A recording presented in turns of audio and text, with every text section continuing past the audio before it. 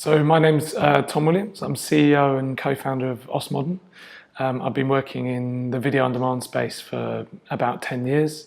Ostmodern has been running for 10 years this year. We started back in 2007 working on 4OD for Channel 4, which was the first long-form video on demand platform in the UK. And since then we've gone on and worked with all the broadcasters in the UK. We work with lots of large sports organisations, delivering innovation around video-centric products. We have a mixed offering. So we do a lot of consultancy and user experience and design. That's what our foundations were based around.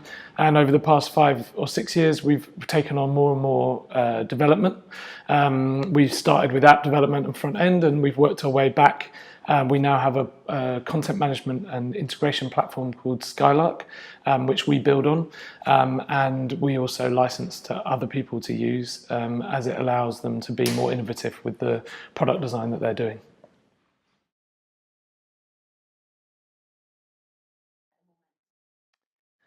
So it's been, this year is quite interesting for us. We're seeing quite a lot of change in the market. I think last year the challenges were all around device proliferation and trying to find economical ways of getting onto lots of platforms.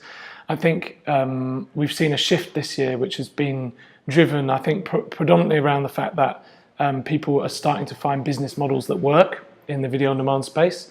And they're starting to see that customer experience actually plays a foundational role in helping you deliver successful business models. So the one-size-fits-all model that was very prevalent last year in terms of getting you onto lots of platforms and having a cheap deployable solution doesn't work as well in the context of trying to drive revenue around very specific content types to very specific audiences.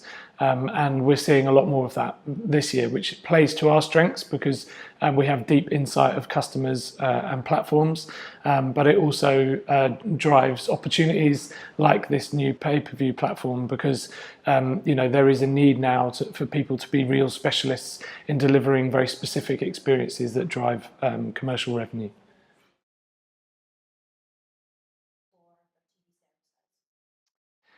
Yeah, I think, I've for a while talked about the various phases of video on demand. I think, the kind of first wave of video on demand was really about just delivering the content to people in a reliable way.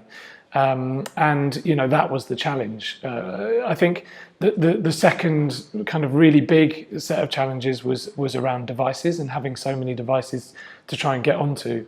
I think now the challenge is around realizing that people don't necessarily want the same experience from all their VOD platforms, and the kind of the amount of clients that come to us and say we want to be the Netflix of a particular sport or the Netflix of a particular region is becoming less and less, and so I think people start to realize that if they're going to stand out in a marketplace where there are some very big players, then actually customer experience is an important part of that. So trying to find ways to understand who your audience are, have platforms that are flexible and able to adapt to those audiences and their needs and the way their needs change over time, I think is one of the main challenges that people find in the market these days.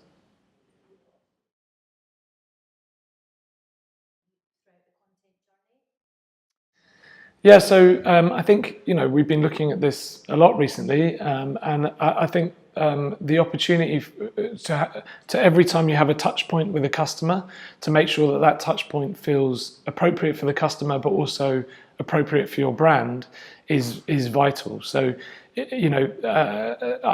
previously I think people have taken a lot of very off-the-shelf solutions and then crammed their brand and their content into that. And I think for customers who have experience of interacting with your brand on your other platforms, if you do that, then it feels quite jarring when they interact with you. So I think for us, it's about trying to provide the opportunity for a customer to have the content that they want, and present that content and the messaging around that content in a way that feels very appropriate. And that requires a degree of understanding of your customer, but also the flexibility in the front end, and the ability to tailor the messaging very specifically, and also to contain the types of content you have and be flexible about that, which I think is something that we can offer our customers.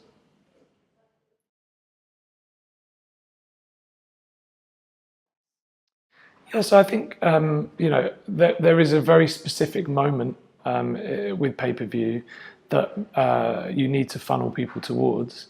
And I think traditionally it's been seen that if you miss that opportunity, you've missed your opportunity to have any relationship with that customer. I think having a perspective that there are varying degrees of engagement that you will get with customers. But if you're considering your product as a platform that exists beyond one event, then there's the opportunity to build a relationship with that customer over time. So, you can accept the fact that perhaps for one pay-per-view event, they don't come and watch that.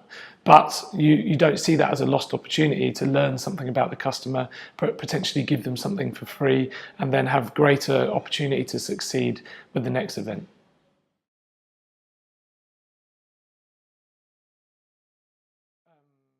What's been interesting over the last 12 months particularly has been the diversification of the types of content owners that we've been experiencing coming to us for solutions and needing quite specific solutions. So, I think it will be interesting to see what types of new content owners are out there and what kind of needs that they have in the way that they deliver content to their audiences.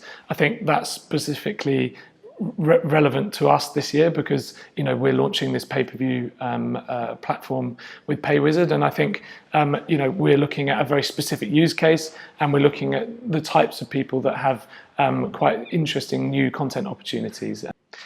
So I think this year particularly a theme for us that has been interesting over the last year or two, particularly with sports organisations, is trying to narrow the gap between consumption and production.